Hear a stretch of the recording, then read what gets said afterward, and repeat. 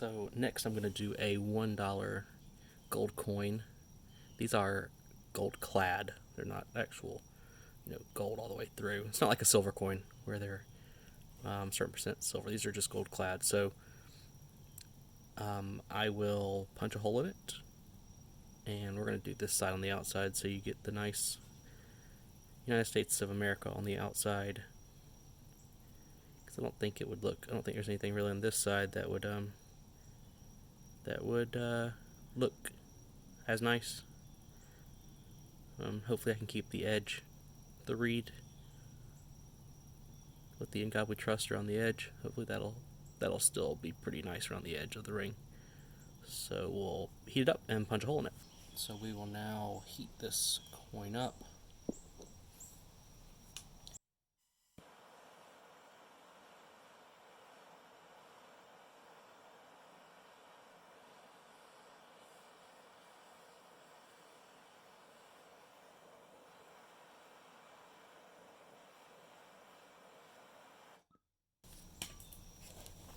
And it's hard to hold with one, so I just flip it over onto something like that so I can pick it up, cool it off. These coins are copper and brass with nickel and zinc and stuff in them. So heating them up and then cooling them down doesn't harden them like steel does. It makes them malleable, and then they harden as you actually work them. We have to put it in the punch, and the punch is a 1/2 inch punch. That's what I've been doing all my rings as, is 1/2 inches. So this punch has spacers, and I have to find the right spacer for this coin. It's about the same size as a quarter, but I think it's a little bit wider. And none of the spacers I have out fit, so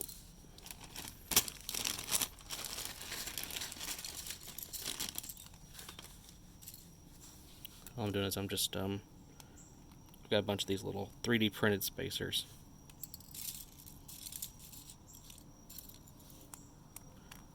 So that one seems like it fits the best. 26.9 millimeters. So I will pad it with a piece of paper towel like that. And I want to fold it outward that way, so we will punch it this way.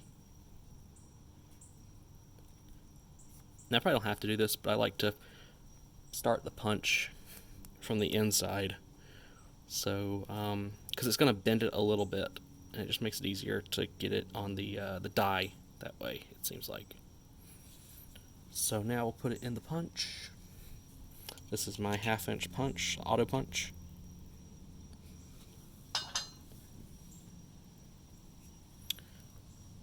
That's the top of it, to center the punch.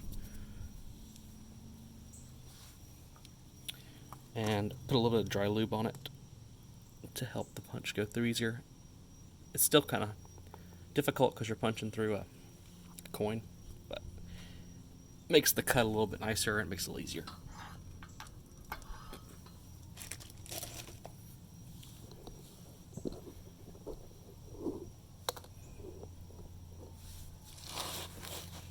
And this will be kind of loud.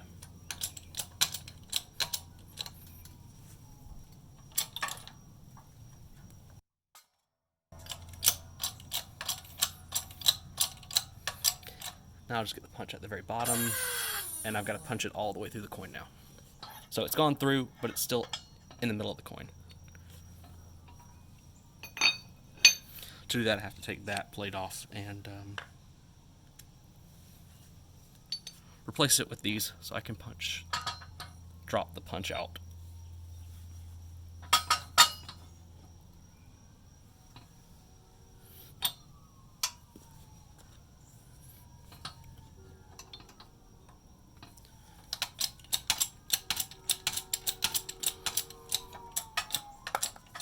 So that was the piece of the middle of the coin that just fell out. This right here. There's the middle of it.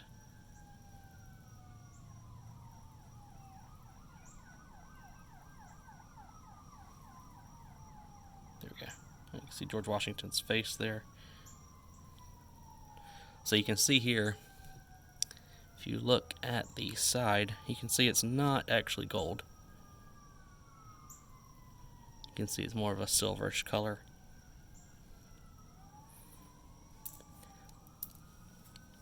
But we can save that later because zinc can be used for other things.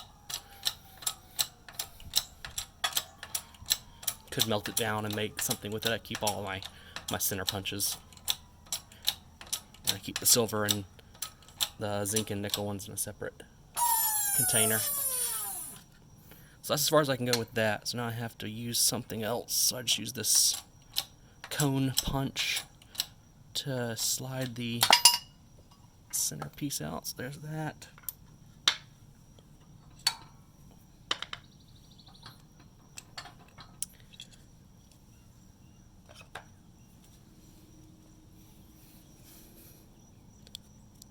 So now it's got punched. So now we have to clean up the edge because it's easier to clean it up now than it will be once I start making the ring. So there's a little bit of a lip there.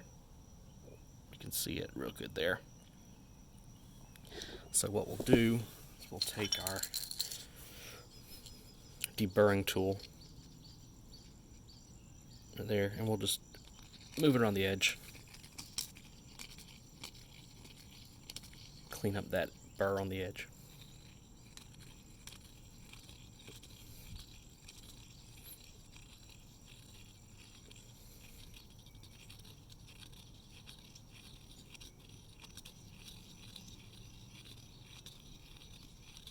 This also cleans up the inside of the hole in case there was any cuts or anything on the inside of the hole.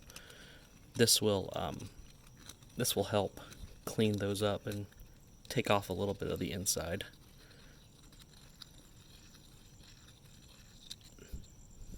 So that feels a lot better. Whatever we don't get right now, we will get when we're finishing the ring by sanding and filing. Okay, so that feels a lot better.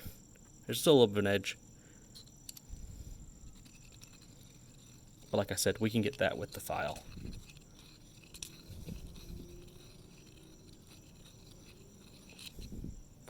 And this is going to be the outside, so it'll be a little easier to get with the file. That feels really nice though.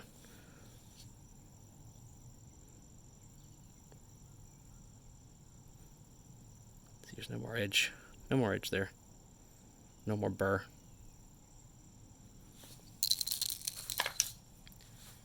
So now we have to heat it up again, and then we will try to make it into a cone shape.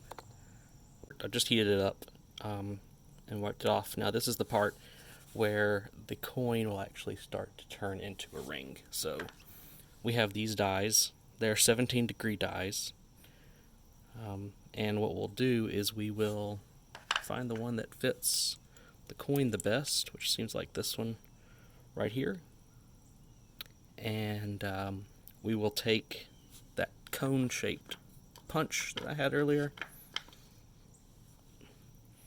and it will go in the middle like that, and it will press that coin into a cone shape.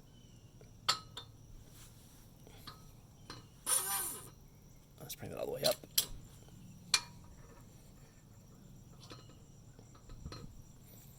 And you have to make sure that this part, the coins are straight. If not, you'll have a wonky coin that you'll have to fix, which happens to a lot of the bigger coins for me, so I think I need a bigger die or something to help fix those. That looks pretty straight. Seems pretty straight. So now we'll just press it down.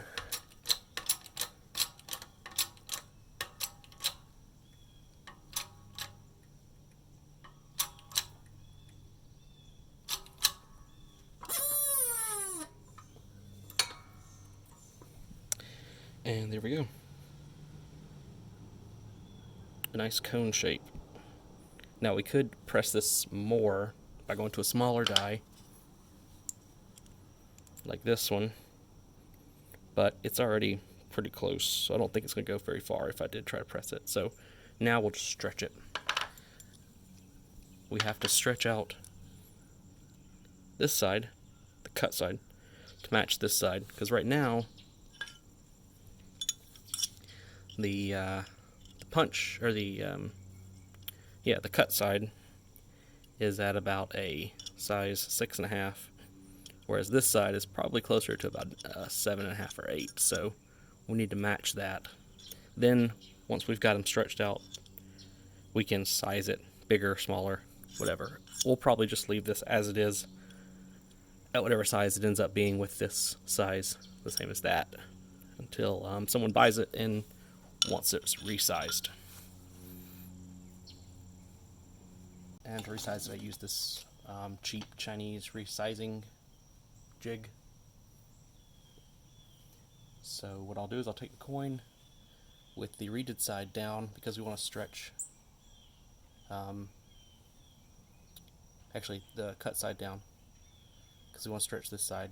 See how it's graduated, so it's thinner at the top and wider at the bottom. So we'll take like that. I had to put a box behind this because it kept on wanting to not focus. So we'll take the ring like this, and we will stretch it out this way. I've already heated it up, so you can see right now these numbers aren't right. It's still like a 9.5. So we'll turn it a little bit after every sizing, because these don't always spread exactly the same. So you want to turn it so that they eventually get it the same diameter all the way around on the inside. So give it a little turn, stretch it, give it a little turn, stretch it. It gets stuck because I've got it the wrong way. I found it's easier for this stretcher to start, to have it at an angle like this and push it down. The only bad thing is it gets stuck sometimes when it's real low. I've got a hammer over here. I can kind of hammer it if it gets real bad, but I don't know if y'all can see the hammer. Here's the hammer. It's the little Harbor Freight teardrop one, and I just whack it a couple of times on the handle, and it comes unstuck. But it's easier for me to push it down this way than it is to have it this way and push it up. It just seems like it also lets me go a little bit further. It lets me size them up bigger than this actually is, because I'm starting at a higher size. So you can see if it was at the right size, it'd be way down here, and I'd be sizing up from halfway down. But since I'm starting higher, it's the ring is actually a little bit higher, so it makes it a little easier, especially on some of the bigger coins where they already start at like a 12 or 13, just because when you cone it out, they get so big.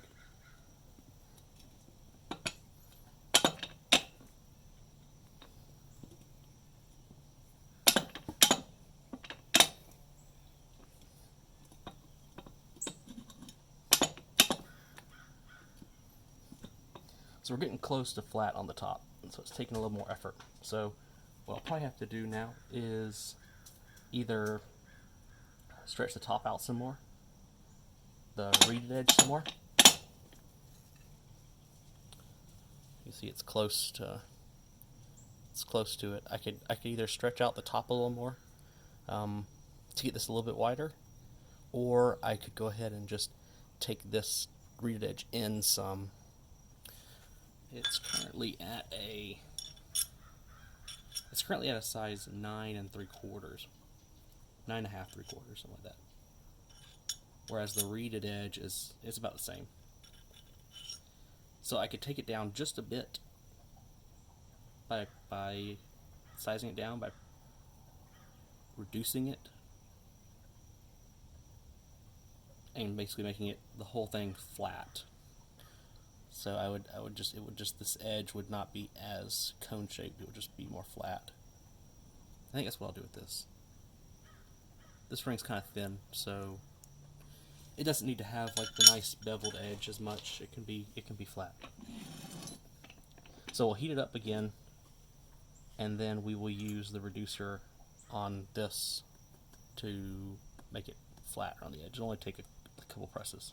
This is the reducer side. It's just like those other dies, except these are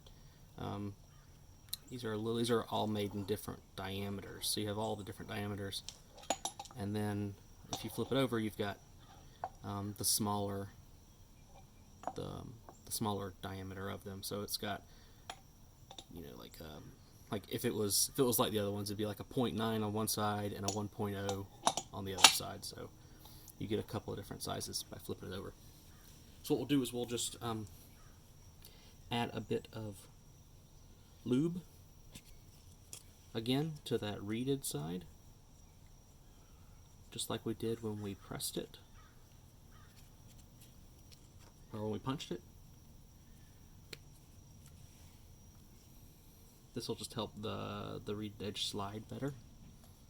And this is the biggest one, so we'll just set it right there. Tap it a few times to straighten it out. And just a little bit of force, just until you start to feel it move.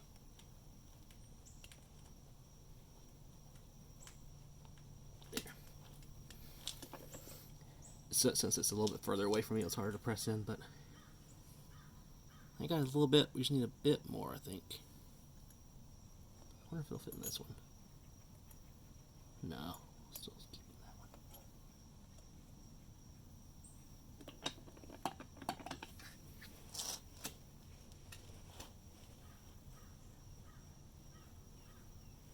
There. I think it moved. Yeah. Still could go a bit more.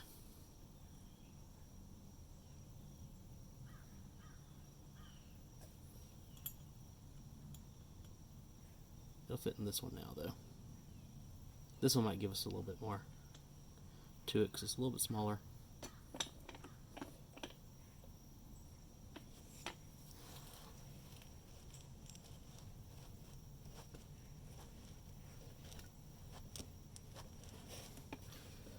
May have to do it on the punch.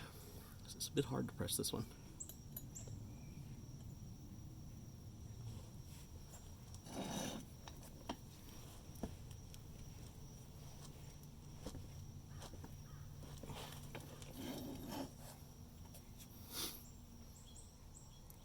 That's pretty straight. It's got a bit of an angle. Let's move over to the press and use that. This is what I was talking about with the degree. So like this is a 90.9 to 1.0. So this is the 0.9 and this is the 1.0. So we're going to use the 1.0 side, which is probably what that other one is, the largest one.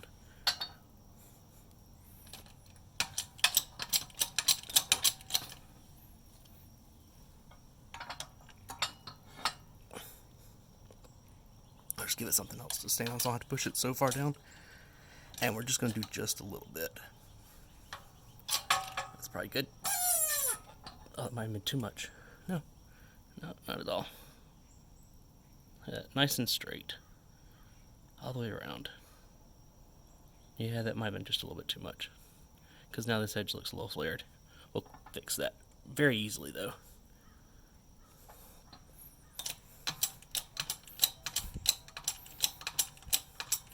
Just a little tiny, like that.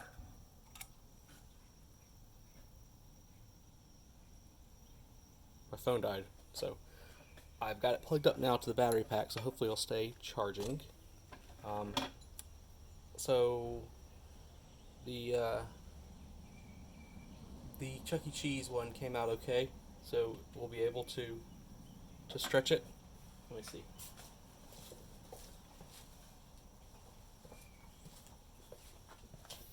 so it came out okay.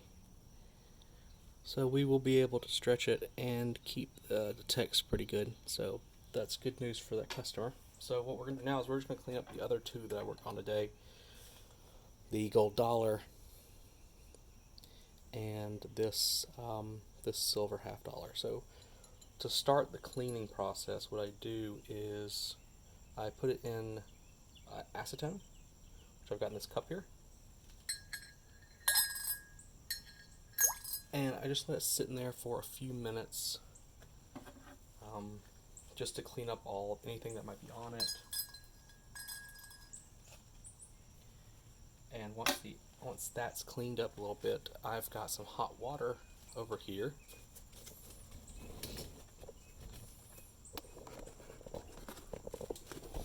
You can see the steam coming off of it. I've got some hot water over here. This is going to be for the liver of sulfur that we're going to put it on. This will add like a dark coat around the coin, so that will give it something that kind of have a little bit of contrast. So go ahead and add that to this. That's going to go in here, and it stinks. You have to shake it up, and it goes everywhere.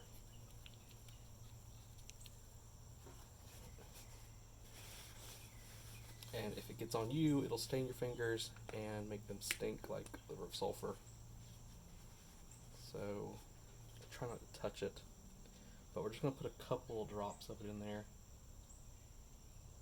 like about that much,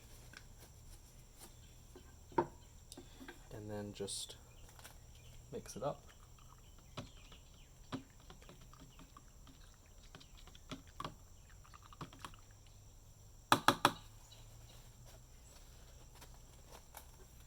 The coin should be pretty clean by now. Get in there for a minute or two.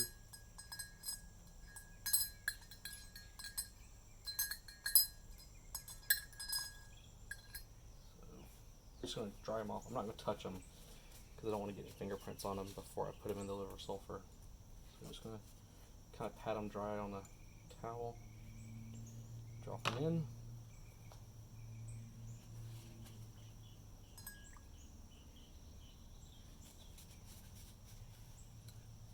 This is just to get the excess off.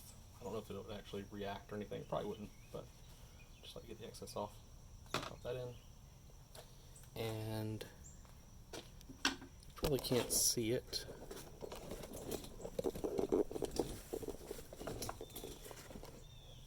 But they're already turning black, so that's what we want. We want them to turn black. We'll flip them over. Make sure all sides get it.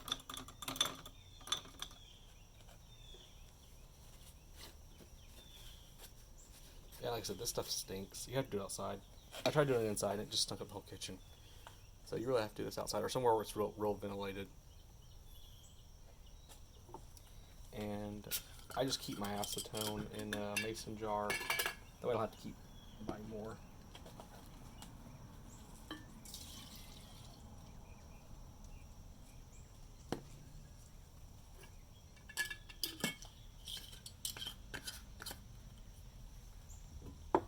I've got another can of it back here, but I probably don't need it. Probably won't need it very soon. I'm going to keep using that same acetone. Alright, so these are probably as dark as they'll get with just the one dip, one coating. So you can see there, it's pretty dark.